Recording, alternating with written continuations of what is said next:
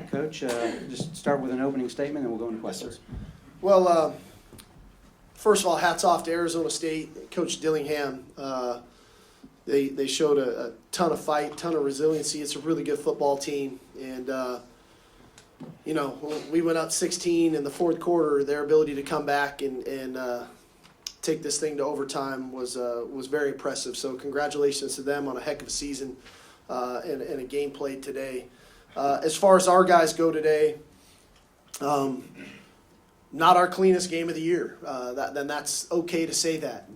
But the one thing that I know about our group is when our backs are against the wall and when our best is needed, our best shows up time and time again. And the resiliency that these guys showed today was something that as a coach makes you really proud. We weren't at our best, and it felt like a NCAA March Madness basketball game with the swings of emotions and things.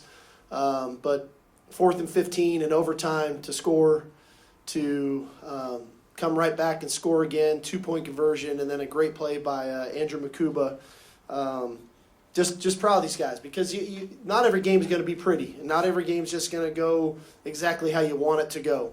And there's going to be plenty of stuff that we're going to look at this tape and say we got to do better and be better. But the one thing I won't have to say is that our toughness and our fight doesn't need to be better. And if there's one thing that you want as a calling card for your team is just that. And so I think it's a tribute to these guys up here and their leadership and the culture that we have and their ability to stay calm through the storm and execute when, like I said, when our best was needed. All right, thanks, Coach. All right, we'll go ahead and take our first question right here in the front row for Coach and players. Eric Henry, 24/7 Sports. Questions for Steve. Steve, the fourth down stops, red zone stops. I wonder if you could talk about just the level that this defense is playing at. And on the flip side, the third quarter, I think you guys only had 8 yards in the third quarter. They had the ball for 12 and a half minutes. From your vantage point, what did that third quarter play and help them get back in the game? The third quarter, in my opinion, was somewhat of a byproduct of the first half. We only ran 21 plays in the first half of the game. And then the third quarter comes out, we go 3 and out. The very next play, we get the ball back after the goal line stand. We give up the safety. They did a great job. We knew coming into the game that they were a tremendous ball possession team, and they do a great job of taking care of the ball. Tonight was no different. They held the ball for 38 minutes, right? And they limit your opportunities as an offensive football team to take advantage of that. And over time, what that does is that their style of play is they can wear on your defense. And, clearly we got fatigued some there defensively. And their playmakers made some plays. The quarterback was scrambling around, and Scadaboo was as advertised. He got stronger, it felt like. Though you could see him, he was fatigued too. It was like a heavyweight fight. He made some really critical plays, and obviously on the go ball. But to me, the third quarter was a little bit of a microcosm of really the first half. It almost bled all the way into the second half of just – we didn't have a lot of opportunities, and we weren't taking advantage of things on first and second down to stay ahead of the chains. We were getting in third and longs. We were punting the ball, and it got difficult. Well, it's pretty incredible. These guys do such a good job of just saying, hey, protect the end zone. And if it's 6 inches, 1 yard, 4 yards, whatever that looks like, they're gonna stand in there. And I think they were 3 of 6 in the red area tonight. Scoring, and that's, I think that's a byproduct of them trusting one another and trusting the scheme, but I think it's also a byproduct of guys understanding when it's their time to make the play, they make the play. They tackle ferociously.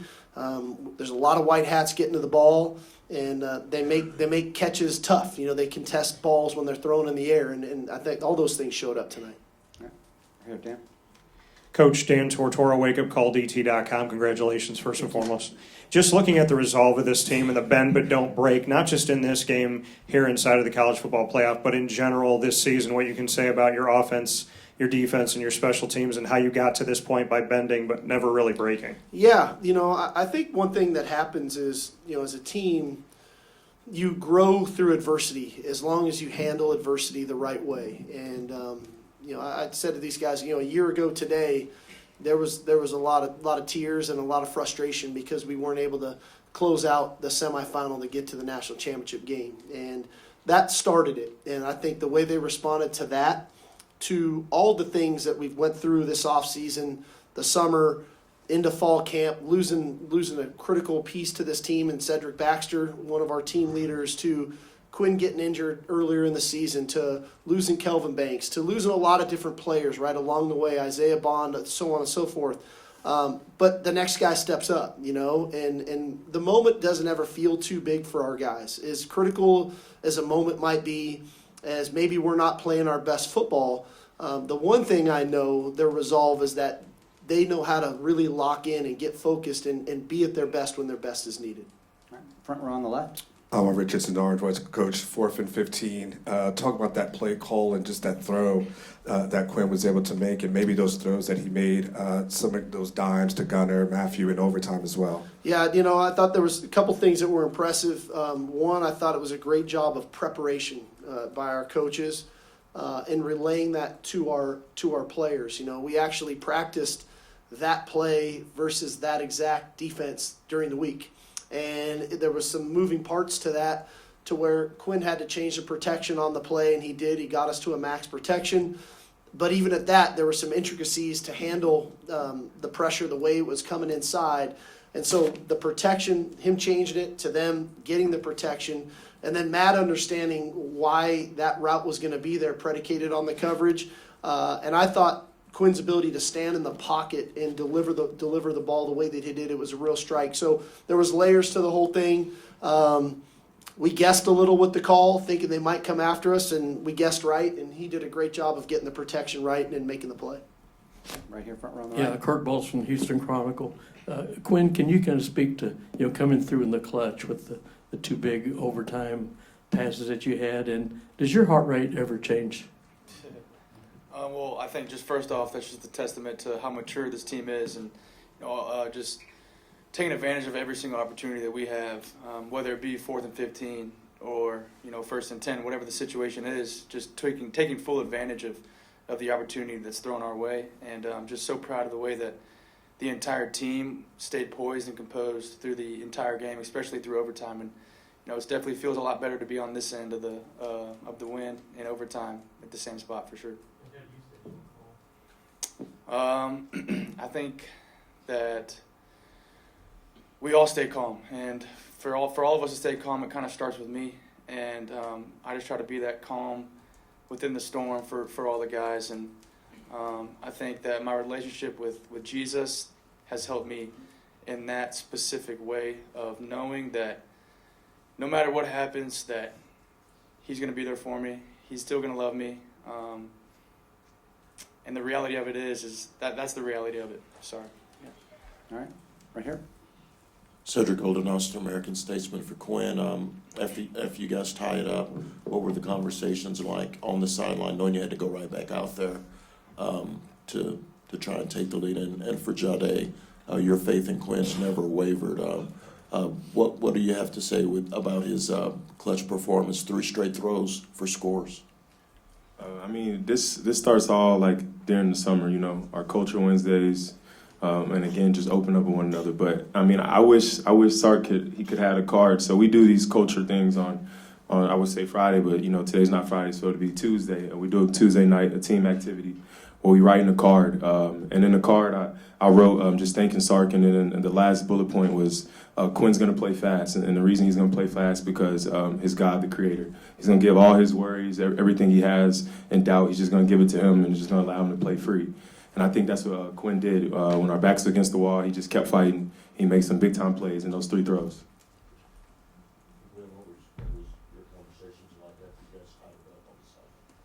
It was pretty short and simple, just let's go do it again. And Coach Sark called a great play that we run pretty often against our own defense, and it hit kind of similar. So it's funny how things work.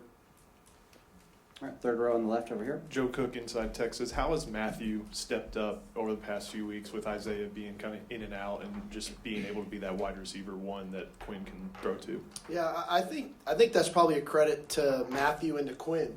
As a quarterback, you're always trying to find rapport and trust in a receiver, and as a play caller, you are too. And you earn trust, right, with consistency and time. And I think there's a level of consistency in Matthew's game that he's earned a lot of trust in myself, and learned a lot of trust in Quinn, that in a lot of the critical moments, it's it's easy to try to find him, because he's going to be in the right spot. He's going to be competitively tough and make those plays. And I think over time I've learned at least that the moment doesn't ever get too big for him either. He remains very poised and composed in some of the bigger moments that we've had. All right, third row on the right here. For Sark and Jahdae, it's Sam Conn from The Athletic. Steve, I'll start with you. You've been through a lot with Quinn over the last 3 years. I know outside of the building, he probably takes a lot of criticism that's probably undeserved, but how would you describe the belief in him in those moments and how he's able to continuously pull you guys through? Quinn's a G, man. He is. I know he doesn't always exude that, in his body language and his demeanor, because I say it about him about this all the time. It's he's a steady C. He never gets really high. There's flashes of that emotion. He never gets too low. Sure, there's moments of frustration that we all have, but the guy recalibrates so quickly, and he's so calm that it allows me to lean on him. In the most critical moments, especially tonight, man, the run game was tough, and we didn't want to get behind the sticks, and we went into overtime thinking we got to throw it to win, and as much as I wanted to run to win, as these guys, I was telling them last night, I felt like in that moment we had to throw it to win, and we had to get the ball in the end zone. I just didn't want to settle for another field goal. We had to go score. Quinn's the leader. He's been leading us this whole time. Me and Quinn used to be roommates. He used to bully me, tell me, "Go take out the trash," scream at me, "Go to sleep." But just Quinn, he just strives to be perfect, but he wants everybody else to be perfect. But again, he knows the Lord is his creator, and he can give everything to him. He can just go play fast. You just literally go out there and just play fast. We're all blessed to be here. We're all blessed to play the game that we love. But at the end of the day, you can't make a mistake in God's eyes. Front row on the right. Steve, only Georgia had been able to stop y'all's running game all year, and yet Arizona State did that today. Why do you think y'all has struggled so much to get your running game going? Yeah, I think one, kind of limited ops. We played 4 quarters and 2 overtimes and only ran 60 plays tonight. And that's part of the run game, is finding a rhythm. And we just couldn't quite get the rhythm and the flow of the game the way we wanted it to go. I thought they did a good job with some of their movement. I thought they did a nice job kind of on the back side of things when we were ready to make some cuts. And then you feel like, man, this may be a gain of 6, 7, 8 yards. We were getting 3, and it was kind of a little frustrating. But I think ultimately we got to find a way to be a little bit more efficient on first down. 4-yard runs are good for us. That's okay. I just felt like we just didn't have enough ops, and that was probably the most frustrating thing to where we could really get going. I'm looking at Jaden Blue only had 4 carries, and Trey had 18. But we need to be better, and we got to analyze that. They were a quick, athletic front that did a nice job, as I said. The safeties were aggressive. And they got us on the ground. I give them a lot of credit. They didn't play for over 20 days, and I thought they tackled pretty good tonight. They got us on the ground. All right, we've got time for a few more. Let's go second row on the left, please. Kobe Bronstein, House of Sparky. Jahdae, I have a question for you. You guys played against a lot of elite competition in the SEC, and then I'm sure the focal point of your game plan defensively this week was to stop the run for ASU. And obviously they have a guy like Cam Scadaboo. So watching film of him and then actually playing against him, what was it like when facing Scadaboo this week? As a competitor, it's fun. It's fun when guys, they say what they say before the game, and that's just his confidence level and things like that. But just to go out there with my guys and just to keep fighting, I think we kept fighting. Sometimes, if we had a penalty and they got another drive, another play, we just continued to fight. And I think ultimately that's what it means, and that's what a brotherhood means here, and the culture and level of bond that we have and the level of bond that we share. All right, right here. Chris Sotke, WFAA. Coach, something about this building, 2 overtime games, and this time you came out on top. I don't know, was there anything or a certain way you approach overtime, and anything you learned, whether it's with the play calls or your approach from that Georgia game coming into this one, because you seem to hit those plays? Yeah, I felt like the way the game was going tonight, I definitely wanted to stay aggressive, and even though in the first overtime, we kind of took a shot on the first play and it wasn't quite there. And then we came back and then we get a false start after the run. And then we get the second false start, and that's how we end up in the 4th and 15. I felt like we wanted to be aggressive. And that's why when we got the first play to come right back out for the second overtime, staying aggressive, trusting your best players to make plays. And between Quinn, Gunner, Matthew, I mean, those guys have been so clutch for us all year. If we can find a way to get the ball in their hands and see what they could get done. And so that was the mentality. I guess I'll take a third overtime if we can get back here on the 20th, right? So if that's what it takes, so we'll keep everybody on their toes a little bit. All right, we're going to take two more. We'll go next over here on the aisle on the left. Mike Craven, Dave Campbell's for all of you guys. You mentioned the March Madness feel, and you talk to basketball coaches, they say experience and being there before helps. I'm just wondering how much the experience against Washington has kind of helped y'all kind of get through these moments this year. You can't really coach or teach experience, so just the amount of maturity and poise that we have in these games, I think, has definitely helped us over time.